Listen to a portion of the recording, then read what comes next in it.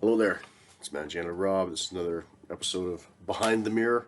Some of the things that we do when we're not collecting the news, gathering the news, but here at the office. Because, of course, back in the day, a sheriff, a lawman, a teacher, a store owner, and a editor/reporter fell off a train, created a community. That's how a lot of communities were created.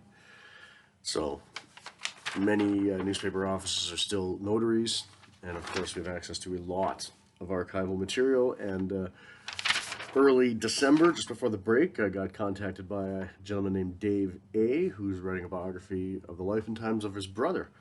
And his brother was a bus driver in the 1960s.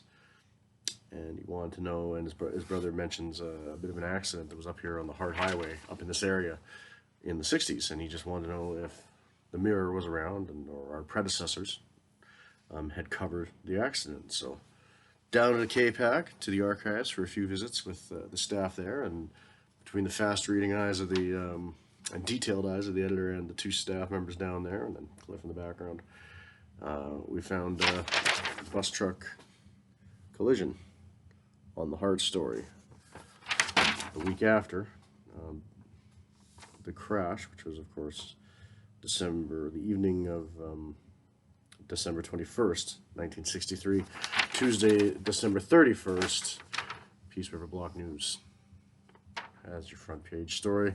Front page, of course, being probably only a two-page paper at the time, so you flip it over and you have another set of stories. But of course, that's what we do sometimes, is go into the archives looking for archival material, because again, much like archaeology, journalism and newspapering is sometimes done in the library and the museum, and not out in the field. Incidentally enough, Gordie Howe was writing a column for the news back in the day as well. Let's see if we can pull those and run those again. Be an interesting feature that we already own from Mr. Hockey. But again, 2 minutes of Behind the News, Behind the Mirror, another episode of what we do here at your community newspaper office. Until next episode.